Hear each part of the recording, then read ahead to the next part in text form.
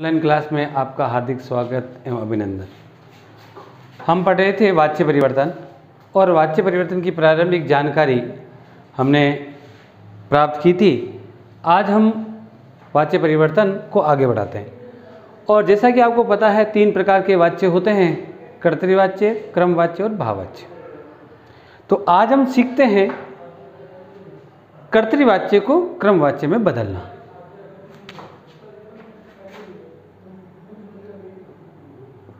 अगर वाक्य कर्तृवाच्य का होगा तो उसको क्रमवाच्य में क्यों बदलेंगे?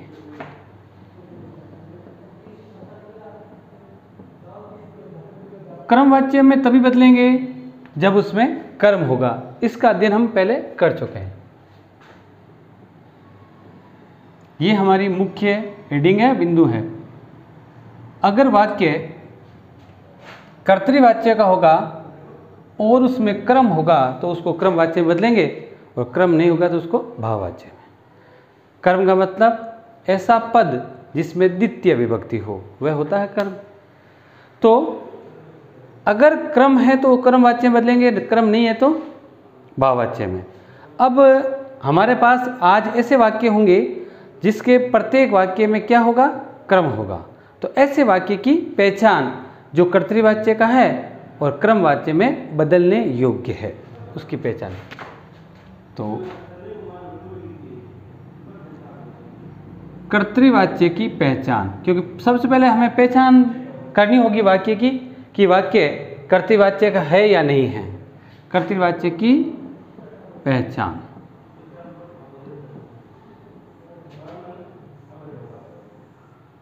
कि वाक्य कर्तृवाच्य का है या नहीं है।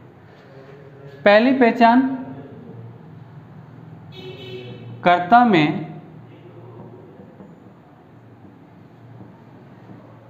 प्रथमा विभक्ति होगी।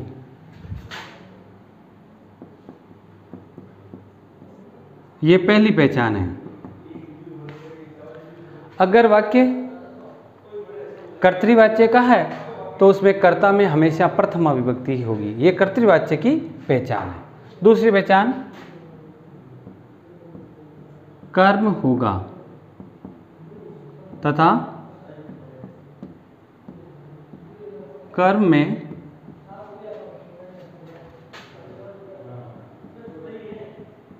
द्वितीय विभक्ति होगी। ये दूसरी पहचान है कि उसमें कर्म होगा, क्योंकि कर्म नहीं होगा तो उसको भाववाच्य में बदलेंगे। और हम ये नहीं पढ़ रहे हैं, अभी हम पढ़ रहे हैं कर्तृवाच्य को क्रमवाच्य में बदलना। तो वाक्य शर्त ये होनी चाहिए, वाक्य ऐसा होना चाहिए जो क्रमवाच्य में बदलने योग्य हो। तो ऐसा वाक्य होगा तो उसमें कर्म होगा और कर्म में कौन सी व्यक्ति होगी? द्वितीय व्यक्ति। कभी कभी कर्म में प्रथमा विभक्ति भी होती है, वो कर्तृवाच्य का वाक्य नहीं होता। ये मूल पहचान 2 है जिससे हमें पता चल जाता है। तीसरी पहचान भी है,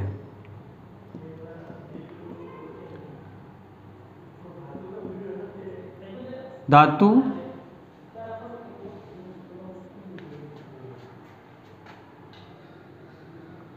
के बाद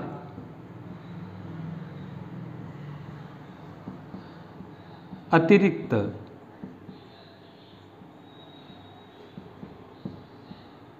ये नहीं होगा।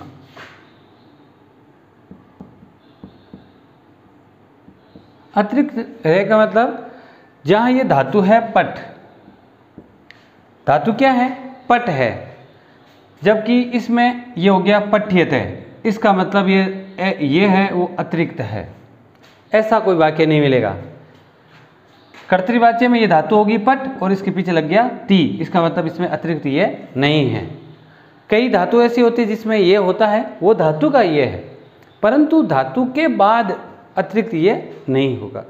ये 3 पहचान है जिससे हमें पता चलता है कि वाक्य किस वाच्य का है? कर्तृवाच्य का।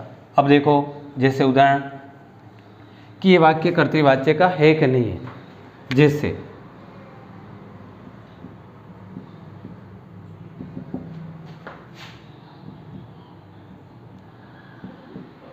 रामः विद्यालयं गच्छति, ये वाक्य है।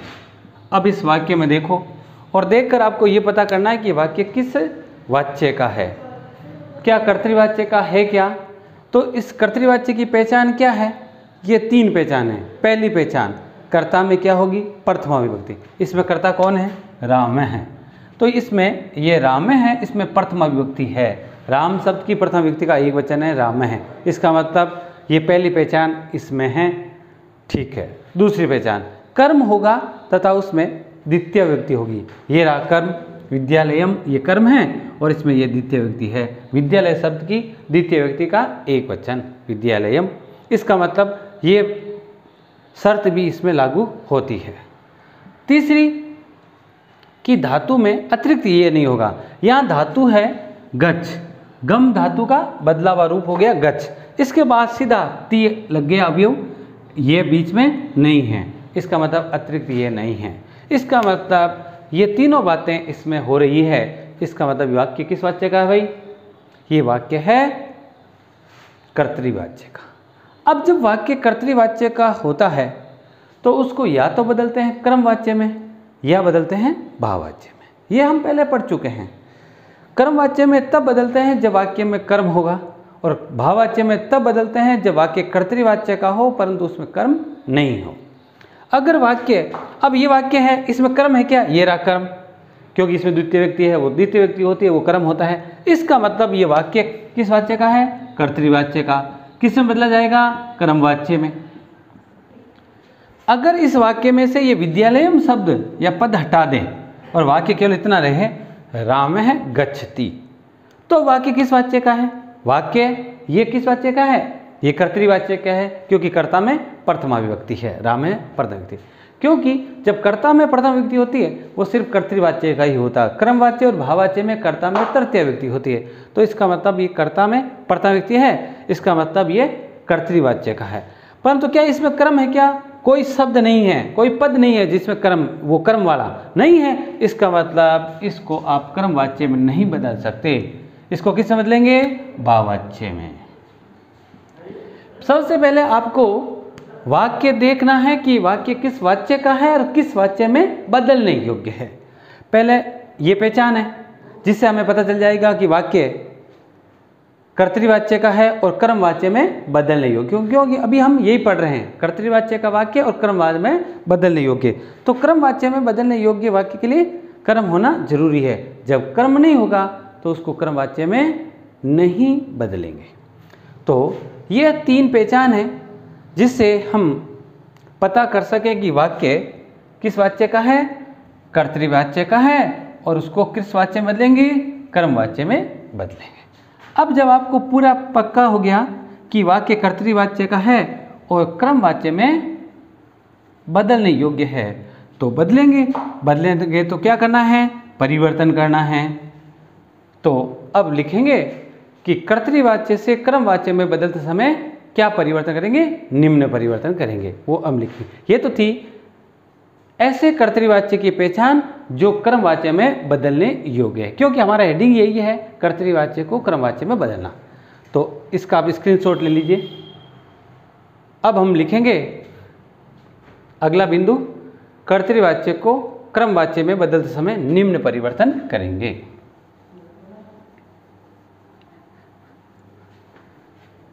जब वाक्य कर्तृवाच्य का होगा उसको क्रमवाच्य में बदलेंगे तो 3 परिवर्तन करेंगे। पहला परिवर्तन किस में? कर्ता में। दूसरा परिवर्तन किस में? कर्म में। तीसरा परिवर्तन किस में? लकार में और कुछ धातु में। अब क्या परिवर्तन करना है, कैसे परिवर्तन करना है, क्या सामग्री चाहिए, वो सब बातें मैं पहले ही बता चुका हूँ या लिखा चुका हूँ। आपको उसकी फोटोकॉपी भेज दी मैंने। ठीक है। तो अब अगली जो हेडिंग है, बिंदु है, वो है कर्तृवाच्य को क्रमवाच्य में बदलते समय निम्न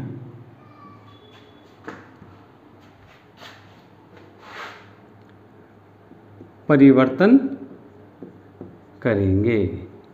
अब जब आपको पता चल गया कि वाक्य कर्तृवाच्य का है और उसको क्रमवाच्य में बदलना है तो क्या परिवर्तन करना वो हम लिखेंगे।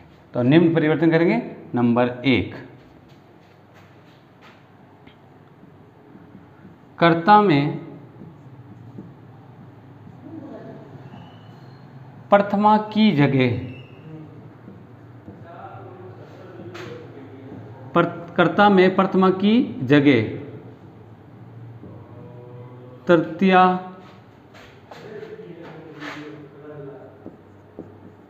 विभक्ति लगा देंगे।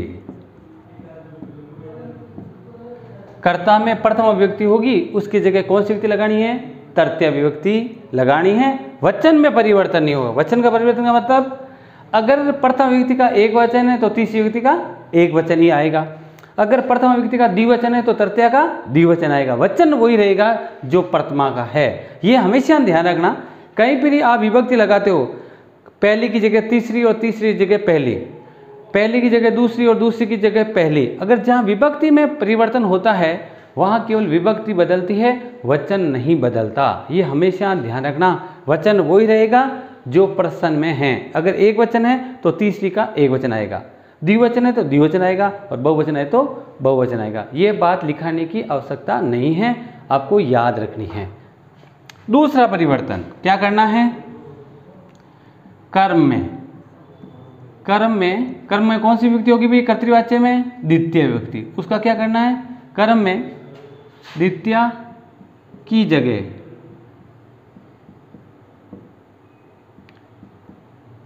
प्रथमा विभक्ति लगा देंगे। कौन सी विभक्ति लगा देंगे? प्रथमा।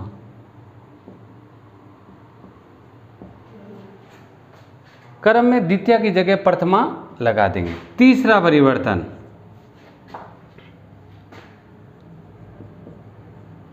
धातु का मूल रूप लिखकर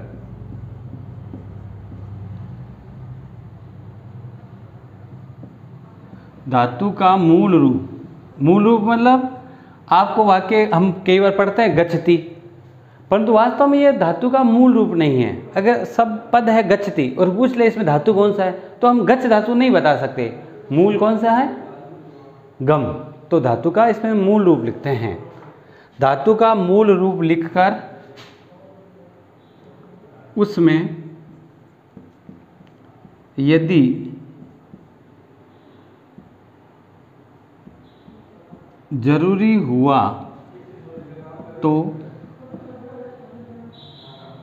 ये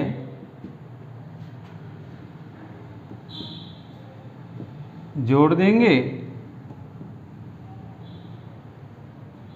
तथा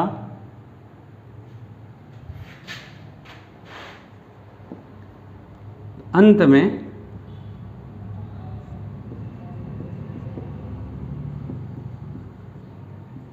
आत्मनेपदी लट लकार। कौन सा लट लकार? आत्मनेपदी लट लकार, यानी सेव धातु लट लकार। आत्मनेपदी लट लकार या कह सकते हैं सेव धातु लट लकार लगा देंगे। ठीक है, ये 3 परिवर्तन आपको करना है कर्तृवाच्य से क्रमवाच्य में बदल सके। ठीक है, इस बात का आप ध्यान रखेंगे। कर्तृवाच्य से क्रमवाच्य में बदलते समय ये निम्न 3 परिवर्तन करते हैं। तो अब देखो परीक्षा में इस प्रकार का वाक्य होगा। रामः विद्यालयम गच्छति।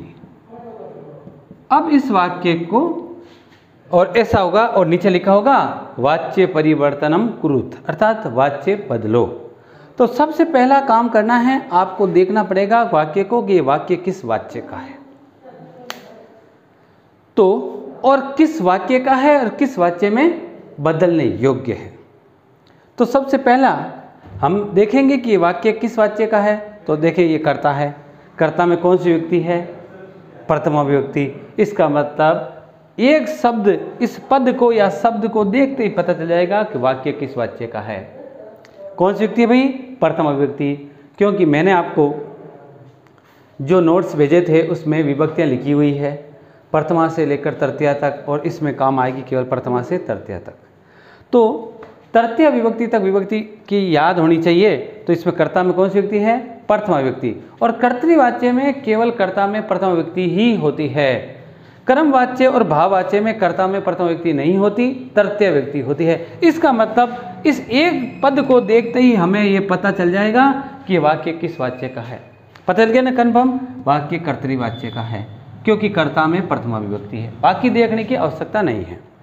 अब देखो, जब आपको पता चल गया वाक्य कर्तृवाच्य का है तो आपको ये भी पता होगा जब वाक्य कर्तृवाच्य का होगा तो या तो बदलेंगे क्रमवाच्य में या बदलेंगे भाववाच्य में। परंतु आपकी इच्छा हो गई कि वाक्य कर्तृवाच्य को कर्म में बदल दो, या आपकी इच्छा होगी भाव में बदल दो, ऐसा नहीं। उसमें एक शर्त है, अगर वाक्य कर्तृवाच्य का है और उसमें कर्म है तो उसको क्रमवाच्य में बदलेंगे, और वाक्य कर्तृवाच्य का है और उसमें कर्म नहीं है तो उसको बदलेंगे भाववाच्य में। ये आपको ध्यान रखना, ये पहले बता चुका। अब कर्म है कि नहीं है ये देखना। कर्म का मतलब ऐसा पद जिसमें द्वितीय व्यक्ति हो, कर्ता ने कर्म को, कर्म कारक 2 नंबर पर होता है, इसका मतलब द्वितीय व्यक्ति है। तो द्वितीय व्यक्ति वाला कोई पद है क्या, ये रहा विद्यालयम। ये कौन सा पद है, विद्यालयम, इसमें द्वितीय व्यक्ति है। ये विद्यालय शब्द है, इसकी द्वितीय व्यक्ति का एक वचन, इसका मतलब इसमें कर्म है। जब वाक्य कर्तृवाच्य का हो और उसमें कर्म हो तो इसको बदलते हैं किस वाच्य में, कर्मवाच्य में। तो सबसे पहले आपको ये देखना होगा कि वाक्य किस वाच्य का है और किस वाच्य में बदलने योग्य है। इस एक पद से पता चलता है वाक्य कर्तृवाच्य का है, कर्मवाच्य और भाववाच्य का नहीं है, और इस पद से पता चलता है कि वाक्य को कर्मवाच्य में बदलते हैं। ये नहीं होता तो वाक्य भाववाच्य में बदलते हैं। जब आपको ये पता चल गया कि वाक्य कर्तृवाच्य का है, उसको कर्मवाच्य में बदलना है, तो अब आपको परिवर्तन करना है। तो परिवर्तन करते समय निम्न परिवर्तन करेंगे। पहला परिवर्तन क्या करना, लिखा है कर्ता में प्रथमा विभक्ति की जगह तृतीया विभक्ति लगा देंगे। तो ये रहा कर्ता, इसमें प्रथमा की जगह तृतीया विभक्ति लगा दो।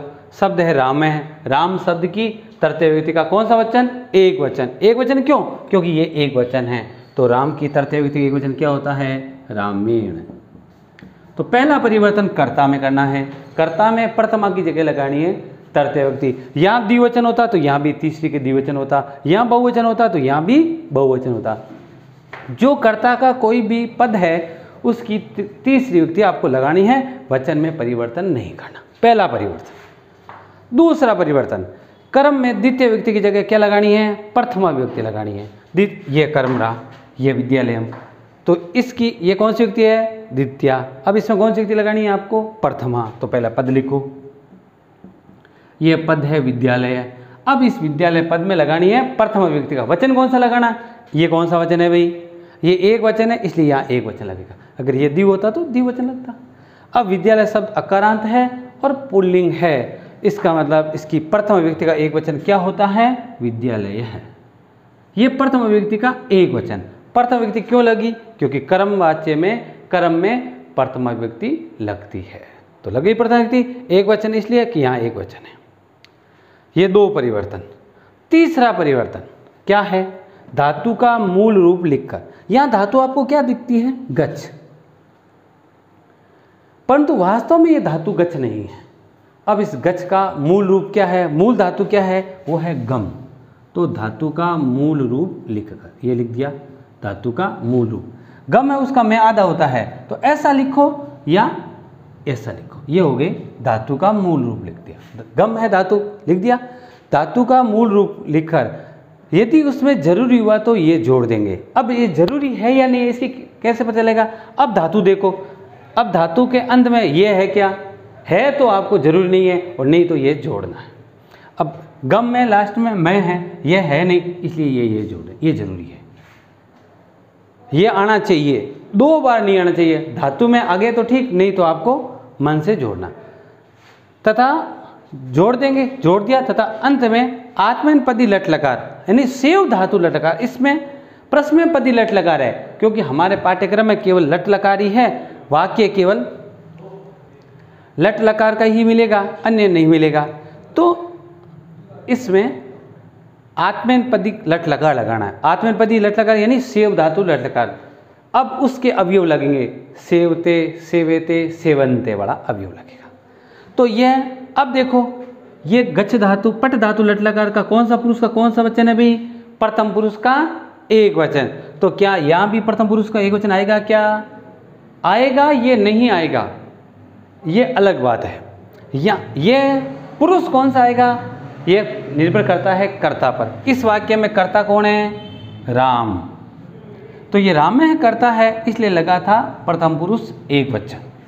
यहाँ इस वाक्य में कर्ता कौन है? क्या रामेण कर्ता है? क्या कर्म वाच्य में क्रिया किसके हिसाब चलती है? कर्म के हिसाब से, क्योंकि कर्म प्रधान होता है, मुख्य होता है, जिसमें पहली व्यक्ति लगती है वो मुख्य है। इसका मतलब कर्ता ये है, परंतु ये गौण हो गया। अब कर्ता की भूमिका ये निभा रहा है, या ऐसा कह सकते हैं कर्म वाच्य में क्रिया किसके हिसाब से लगती है? लकार किसके हिसाब से लगता है? कर्म के हिसाब से। तो ये कर्म यह है, इसके हिसाब से लगेगा। तो यह है, तो कौन सा पुरुष कौन सा वचन?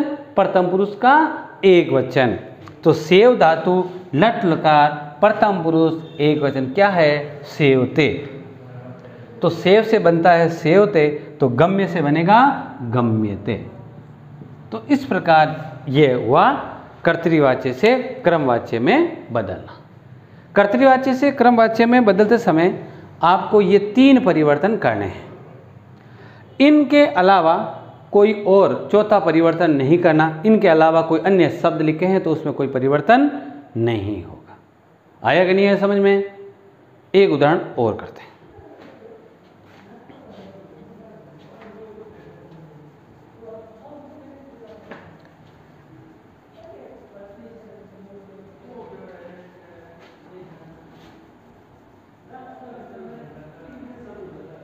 दूसरा वाक्य, अहम अत्र पुस्तकम पठामि। ये वाक्य सबसे पहले देखना कि वाक्य किस वाच्य का है। देखो इसमें कर्ता कौन है? अहम है। इसका मतलब ये कर्ता है। कर्ता में कौन सी व्यक्ति लगी है भी? प्रथम व्यक्ति। अस्म शब्द की प्रथम व्यक्ति का एक वचन है। इसका मतलब जब कर्ता में प्रथम व्यक्ति होती है तो वो सिर्फ कर्तृवाच्य का ही होता है। तो वाक्य कौन सा वाच्य का है? कर्तृवाच्य का।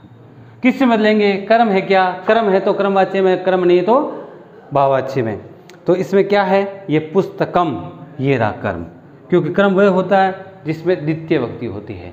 तो ये पुस्तक शब्द है, अकारांत है, नपुंसक लिंग है, फल के हिसाब से फलम पुस्तकम। इसका मतलब इसमें कर्म है, इसलिए इसको किस वाच्य में बदलेंगे भाई? कर्मवाच्य में।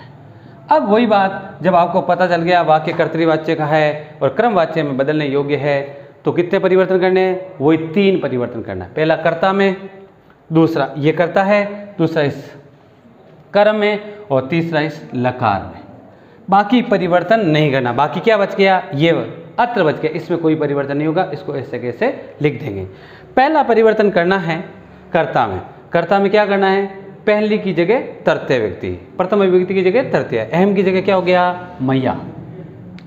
ये अस्मत् शब्द की प्रथम व्यक्ति का एक वचन, ये अस्मत् शब्द की प्रथम व्यक्ति का एक वचन। एक वचन क्यों? कि ये एक वचन है।